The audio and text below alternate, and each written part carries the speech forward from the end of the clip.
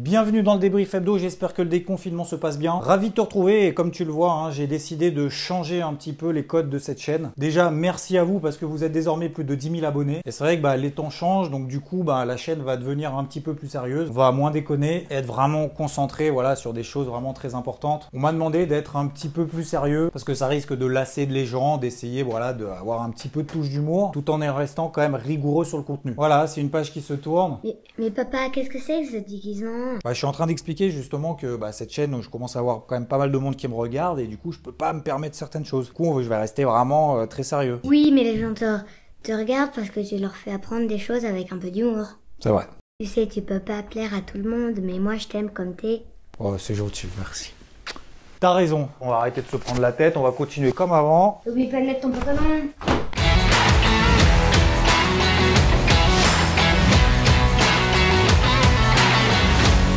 Voici toutes les publications de la semaine un peu partout dans le monde. Et si tu regardes à peu près, contrairement à d'habitude où c'est particulièrement pourri, cette fois on peut dire que c'était plutôt mitigé. Mi-figue, mi-raisin. Verre à moitié plein, à moitié vide. Alors après tu remarqueras qu'il y a quand même globalement des moins partout devant les chiffres. Sauf le taux de chômage en Australie. Bon, en même temps, est-ce qu'un taux de chômage peut être négatif? Parmi les chiffres les plus importants de la semaine, la production industrielle en Chine. Plus 3,9% contre plus 1,5% et ça, c'était plutôt une très bonne nouvelle. Alors après, le problème, c'est qu'il y a 2 mois, elle était ressortie à moins 13,2%. Mais bon, c'est déjà ça et c'est plutôt positif. Seul problème, c'est qu'au même moment, on a eu la publication des ventes au détail en Chine qui est ressortie à moins 7%. Du coup, le marché était pas non plus hyper rassuré. Nous avons eu également les ventes au détail aux États-Unis, ce qui montre la dépense des consommateurs, ressorti à moins 16,4% contre moins 12% attendu. Et du coup, si tu vois sur ce graphique, c'est globalement le pire chiffre, je suis allé jusqu'au max, le pire chiffre depuis que la stat existe. Donc à minima depuis au moins 20 ans. Et si on regarde le détail des ventes au détail, globalement, tous les secteurs se font déchirer. Et même d'ailleurs, si tu regardes bien, le secteur de l'alimentation. Le seul secteur qui a progressé le mois dernier, ce sont les ventes en ligne. Je te doute pourquoi. Plus 8,4%. Bon, en même temps, c'est relativement logique. Chômage veut dire moins de consommation. Et le fait que tu puisses pas sortir, moins de consommation encore un peu plus. Bref, pas chercher à midi à 14h, c'est relativement normal. Nous avons eu également, comme chaque semaine, le chômage hebdomadaire aux États-Unis. Plus 3 millions de nouvelles demandes cette semaine, contre 2,5 millions attendus. C'est donc pire que prévu, ce qui fait gonfler le nombre de personnes qui se sont retrouvées au chômage depuis maintenant quelques semaines et le début de la crise à plus 36,5 millions aux États-Unis. Mais le plus important cette semaine, c'était le discours du Messie, le guide, celui qui fait un peu le là sur les marchés, celui qui essaye tant bien mal de trouver une direction et d'avoir peut-être un petit peu plus de visibilité que nous, communs des mortels. Celui qui fait son maximum pour pouvoir soutenir l'économie, les entreprises le plus possible le temps que la crise passe. Le patron de la Réserve fédérale américaine, monsieur Jérôme Powell. Et là, le marché est suspendu à ses lèvres. Va-t-il nous annoncer encore des mesures de soutien? Va-t-il nous annoncer enfin des bonnes nouvelles? La fameuse reprise en V, il a indiqué dans son discours, si on veut éviter une relance lente et des dégâts économiques à long terme, il faut une réponse budgétaire forte. Du coup, là, en fait, jusqu'à présent, c'est quoi? C'était l'échauffement. Il faut maintenant, ou il faudra, ou il faudrait. La reprise économique pourrait être plus lente que ce que la Fed le souhaiterait. Donc là, ça veut dire qu'en gros, t'es plutôt pessimiste. Tu revois à la baisse tes prévisions. Le chômage de longue durée risque de se renforcer. Ça pue là. Là, non, ça sent pas bon là. Les dommages de la pandémie sur la première économie mondiale pourraient être quand même durables. Ah non, je te confirme que là, c'est pas bon. La conclusion de tout ça, hormis qu'a priori il abaisse ses prévisions et qu'il sent que ça va être un petit peu plus pourri que ce qu'il espérait, il fait une demande de soutien budgétaire au Congrès. Aïe Kevin. Ouais, ça farte. Dis-moi, juste pour te dire, là pour le moment les gars, je suis au max de chez Max. Ah oui, non, je suis vraiment au max là. Donc si c'était possible éventuellement de me donner un petit coup de pouce, ce serait quand même pas, si c'est pas trop demandé. Parce que là, je me sens un petit peu seul. Voilà. Ah, faut que je montre que je suis au max. Attends, je vais appeler ma secrétaire. Pamela, au niveau du bilan là de la Fed, on est à peu près à combien? Ah quand même. Ouais, on est quand même déjà à 7000 milliards là. 7000 milliards, non, pas de rouleau de papier toilette, de 7000 milliards de dollars. Ah ouais, non mais elle me dit en plus, normalement, d'ici la fin de l'année, on devrait être à 10 000 milliards. Ouais, non mais c'est juste qu'à un moment donné, je pense que ça va commencer à se voir. Ouais, je sais que c'est grave, je sais qu'il faut injecter, machin, pas de problème. Bon, tu vois que j'ai pas mis de la mauvaise volonté, mais bon, à un moment donné, tu vois, faut... Bibi, il est bien gentil, mais ok, sortez-vous les doigts. Allez, ciao. Bise. Ouais, Kevin, non mais je te rappelle parce que j'ai oublié de te dire, du coup, concernant les taux négatifs, bah, j'ai pas trop eu le temps là, parce que je suis sur la saison 4 de Walking Dead, du coup, on en a pas encore discuté. Voilà, donc calme-les tous là, tu sais, parce que je vois un peu des articles de partout, oui, on envisage des taux négatifs, on en a même pas parlé encore. Voilà, déjà, on va se tenir déjà à ce qu'on sait faire, c'est-à-dire en gros imprimer des billets, et rajoute simplement dans le communiqué qui ont fait leurs preuves. Comme ça, voilà, ça montre que tout ce qu'on fait, en fait, ça sert à quelque chose. Ah bah Donald, bah, il va me déchirer sur Twitter, hein, ça me semble évident, mais bon, un peu plus, un peu moins, c'est pas non plus un scoop. Parce qu'effectivement, le fait de mettre des taux négatifs, il y a des gros risques de déflation derrière. On a une chute des prix, du coup, on a de moins en moins de consommation. Que ce soit les entreprises ou les consommateurs attendent dans ce type de situation que les prix baissent pour pouvoir consommer ou investir. Donc ça risque d'avoir un impact encore plus négatif sur l'économie. Mais ceci dit, la Fed a quand même commencé des nouvelles mesures qu'elle avait absolument jamais faites dans son histoire. Racheter des ETF d'obligations d'entreprise. Et j'ai cherché, a priori, il y en a pour le moment pour 305 millions. Une goutte d'eau, certes, mais c'est un bon début. Bref, tu t'en doutes, hein, dans la mesure où c'est à peu près Jérôme Powell qui fait le bien et le mal sur les marchés quand même depuis ces dernières semaines. Le marché a vomi. Même que des fois, moi, je vomis. Parce qu'il attendait qu'on lui dise « Ah, mais en fait, toutes ces perspectives de reprise en V, tout ça, en fait, on oublie. » Comme si les marchés, en fait, attendaient que ce soit Jérôme qui leur dise finalement la direction à prendre, sans par eux-mêmes avoir l'objectivité de se dire « Tiens, c'est quand même pas terrible, hein, la situation économique des entreprises. Les chiffres sont quand même globalement dégueux, mais on veut quand même être sûr que quelqu'un nous le dise vraiment. Quelqu'un en qui on a confiance. » Et concernant le conflit sino-américain, Trump a remis encore une petite couche en disant « Je suis très déçu de la Chine. Ils auraient dû l'arrêter. Ils auraient pu l'arrêter à la source. Et finalement, que ça sorte dans le laboratoire ou que ça sorte d'une chauve-souris ou d'un pangolin, Je m'en fous. » Voilà. Bon, le problème, c'est que je peux pas faire trop avec mes cheveux. Il estime que la pandémie en cours pouvait tout à fait remettre en cause l'accord qu'il avait avec la Chine. Ces tensions ravivées entre les États-Unis et la Chine a eu un impact quand même relativement important, notamment sur les semi-conducteurs. Du coup, nous avons la fusée Nasdaq qui s'est quand même pris une petite tanche, une petite claque, un taquet, un peu plus que les autres. Alors oui, toute chose étant relative, toute chose égale par ailleurs, nanana, le Nasdaq s'est pris une claque pendant à peu près 2 heures. Mais ça a secoué un peu, hein. Oui, c'est juste que pendant à peu près 2 heures, voilà, il a un peu plus baissé que les autres indices, mais bon, il s'est rattrapé derrière dans la foulée, juste avant la clôture d'ailleurs du week-end. Cette semaine, Intel a perdu 2,3%, Micron Technology moins 8% et Qcom moins 6% cette semaine. Mais l'actualité d'un point de vue des entreprises était tournée et focalisée surtout sur BlackRock. C'est le plus gros gestionnaire d'actifs au monde, avec quelques 6500 milliards de dollars, ça pèse un peu, hein, qui va perdre un actionnaire historique, une banque américaine qui avait investi en 1995, pour tout de même 22,4% du capital. Et alors là, va falloir sortir les calculatrices. Elle avait investi au départ 240 millions de dollars. Et aujourd'hui, le fait de sortir,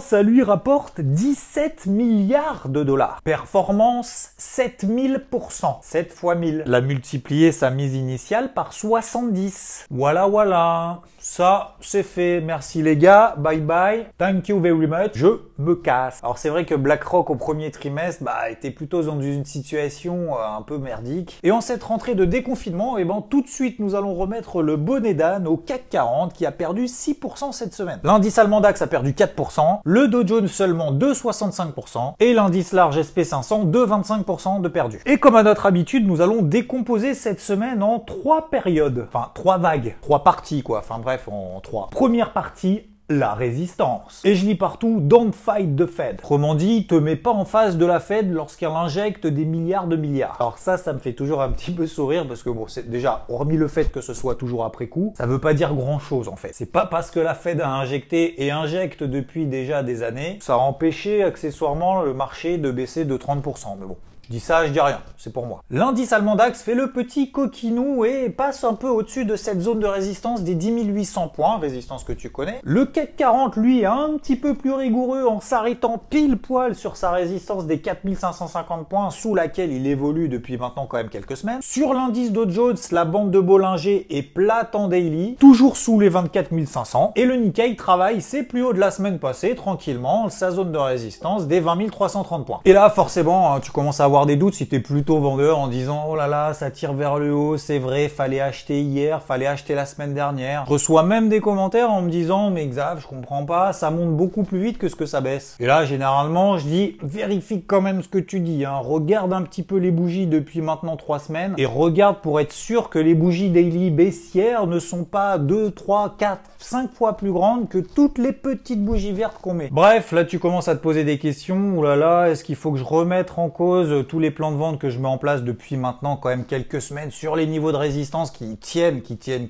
Et là, comme tu sais, hein, tous les lundis, je réalise ce qu'on appelle le carnet de bord, c'est-à-dire je reprends du recul, je remets tout à zéro, tout à plat, et je me dis bon, qu'est-ce qu'on va privilégier cette semaine? Le contexte macro finalement n'a pas changé, toujours aussi pourri. Les publications d'entreprise, c'est pas du tout la fête du slip. Les niveaux de résistance, finalement ils passent pas. Alors sur certains par exemple comme sur le DAX, ok, mais sur les autres indices, on est en train tout simplement de les travailler. Et j'explique dans une page entière dans le carnet de bord toute cette mécanique d'esprit de se dire bon, est-ce qu'il faut invalider ou pas? Et de prendre la décision, non, il n'y a pas d'invalidation, on continue dans ce schéma. Attention à tous les bruits qu'il y a autour, tous ceux qui te mettent le doute, etc. etc. Surtout, et je le rappelle, quand c'est après coup. En insistant sur le fait que non, on ne peut pas être dans les deux sens. C'est pas ça notre objectif, d'attraper le point bas et d'attraper le point haut. C'est de privilégier un plan lorsqu'on fait de l'intra-swing, c'est un mélange, un mix entre l'intraday et le swing trading, jusqu'à ce qu'il s'invalide. Et tant que je n'aurai pas d'éléments contraires, que ce soit d'un point de vue macro, d'un point de vue micro, mais également d'un point de vue technique, je tiens mon plan pour le moment. Et en parallèle, travailler plutôt à l'achat le dollar américain, le yen considéré comme une valeur refuge, travailler à la baisse toutes les paires en yen, dont celle dont je te parle déjà depuis quand même quelques temps ici sur cette chaîne, en particulier le GBP yen. Bref, on travaille ces gros niveaux de résistance et les marchés commencent la semaine en nous mettant un petit peu le doute. Deuxième partie, la chute. Tu le vois sur ce graphique, après les indices ont commencé à baisser, une accélération baissière et une remontée lente et progressive. Et ce, à 4 reprises. Pourquoi? Il y a eu les inquiétudes par rapport au discours de Jérôme Powell, donc le président de la Réserve fédérale américaine, Donald qui remet un petit peu de l'huile sur le feu avec la Chine, et des chiffres macroéconomiques qui étaient plutôt mitigés. Mi-figue, mi-raisin. Ça, je crois que je l'ai déjà dit. Ça a permis derrière de travailler à la vente, comme je te l'ai dit tout à l'heure, le GBP yen, l'euro dollar, les indices à droite et à gauche. Bref, tout se passe bien, les plans commence à se mettre en place, on déroule. Troisième phase, le soutien. Fin de semaine, on travaille les gros niveaux de support dont je te parle déjà depuis 1 mois et demi. Et si tu fais juste un petit peu d'analyse chartiste, tu l'as très probablement vu. Les 10 200 points sur le DAX, les 23 000 points sur le Dow Jones, 2 780 points sur le SP500. Le mauvais élève, comme on l'a vu, le CAC 40, lui, s'est fait déchirer un petit peu tout seul. En passant en dessous de cette zone support et de manière relativement violente, c'est aussi la raison pour laquelle, je te le dis très souvent, d'avoir plutôt une vision globale sur l'ensemble des indices. Comme ça, ça te permettra d'avoir peut-être une convergence de signaux, une convergence d'indications de flux de marché. Parce que s'il y en a un qui part tout seul, c'est simplement peut-être qu'il y a 2 ou 3 actions seulement qui composent l'indice, parce que je rappelle quand même accessoirement que les indices sont composés d'actions, et donc t'as pas des signaux baissiers très forts sur tous les marchés. Bref, là tu sais qu'il faut plutôt faire attention. Et on a eu quand même quelques rumeurs en fin de semaine, c'était carrément le vendredi, peut-être d'une nouvelle injection de la Réserve fédérale américaine, ce qui probablement a permis, au-delà du fait de ces aspects techniques, pareil bafouillage, excuse-moi, à tenir finalement ces niveaux. L'euro-dollar a toujours tenu cette zone daily des 1,0770 à 1,08, malgré le fait par ailleurs que le dollar index continue sa progression lente mais régulière. Ça, je t'en avais déjà quand même longuement parlé il y a plus de 2 semaines sur le dollar index, que je cherchais plutôt des achats sur cette zone support daily. Le GBP yen s'est effondré, on était à la vente dessus, j'avais encaissé déjà la moitié de mes gains à plus 100 pips. J'ai malheureusement réajusté mon stop loss en stop win, plus 100 pips dégagés, mais au moins ça me fait plaisir parce que certains sont encore à la vente dessus. Il se fait déchirer. L'or s'envole sur des nouveaux records annuels. Malheureusement, j'ai pas eu un repli assez conséquent pour pouvoir me repositionner à l'achat, tant pis pour moi. Et le pétrole termine finalement la semaine quasiment à ses plus hauts. Avant, je te le rappelle, les échéances du contrat du mois de juin qui aura lieu lundi. Enfin, après le halving qu'on a eu sur le Bitcoin, c'est-à-dire une rémunération des mineurs qui a été divisée par 2, là aussi on l'a vu dans une précédente vidéo, notamment avec Asher, il se porte plutôt pas mal, on est quasiment au contact des 10 000 $. Bref, globalement, jusqu'ici, tout va bien. La semaine prochaine, va falloir quand même être très attentif à tous ces niveaux daily horaires qui ont été atteints et notamment qui ont bénéficié d'un soutien en fin de semaine. Et je vais très probablement réduire mes ambitions et mes plans de trading vendeurs sur les indices, notamment dans une logique de timing d'intervention qui est quand même beaucoup moins intéressante là maintenant que la semaine passée ou au début de la semaine où je te disais que je vendais tout simplement ces résistances. Donc va falloir être patient, on risque d'avoir encore ces mouvements de range, etc. Et je te rappelle que trader, ce n'est pas être en position H24 sur le marché, c'est savoir se dire tiens, j'étais à la vente, j'en ai bien profité, on a tenu des zones clés, faut être complètement objectif, et maintenant on se retrouve en plein milieu, c'est un petit peu du pile ou face. Donc non, je vais pas re-rentrer à la vente là, maintenant, tout de suite, ça va être un petit peu plus compliqué très probablement la semaine prochaine. Note bien les gros niveaux à retenir de la semaine, ne fais pas d'overtrading si tu vois rien, faut pas non plus anticiper à plusieurs jours, parce qu'on l'a vu, le marché est quand même très dépendant de toutes les news qu'on a à droite et à gauche. Sachant que globalement on rentre en plus dans une logique de déconfinement, et c'est durant ces prochains jours et ces prochaines semaines que les entreprises vont au fur et à mesure faire l'état des lieux et le constat des dégâts qu'a causé le Covid, en espérant globalement que tout le monde soit responsable pour pas qu'on ait une deuxième vague. Être optimiste, c'est pas être inconscient. Sois prudent, merci pour ton pouce bleu, et je te dis à la prochaine. Ciao!